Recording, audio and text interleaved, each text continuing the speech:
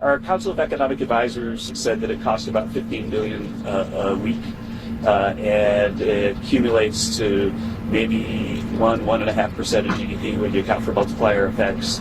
And their current estimate is that 60,000 Americans, not government workers, have lost their jobs because of the reduced economic output. Affordability has become a key word after Election Day last week. How does President Trump, from your perspective, make things more affordable for Americans? Oh, I mean, the first thing that we've done is we've stopped the runaway inflation. And the second thing we've done is we've pushed policies that have caused incomes to grow a lot. But we understand that people understand, as they look at their pocketbooks and go to the grocery store, that there's still work to do. The way I summarize all the stats we look at is that real purchasing power for a typical worker dropped $3,400 under President Biden and has gone up $1,200 so far today. But Americans rightly are frustrated that they're still $2,000 short. And that's something that we're going to fix. We're going to fix it right away.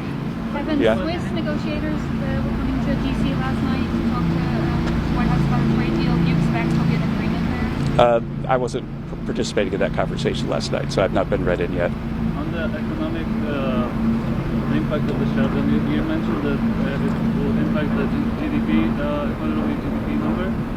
What magnitude? Oh, yeah, it's about 1 to 1.5%. I think that at the beginning of the quarter, we were expecting a 3 to 4% GDP number in the fourth quarter, which would be consistent with the numbers over the last two quarters.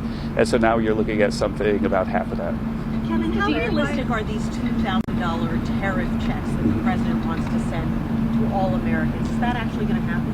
Well, it's something that will require legislation. But if you look at how much tariff revenue has been coming in, then there would actually be enough room to cover those checks and not go into the rest of the budget. So yeah, there would be enough money to pay for the $2,000 checks. So are you actually actively working with Congress to try to make that happen? And we're actively studying the matter and getting the numbers straight so the president has all the choices he needs to decide what to do.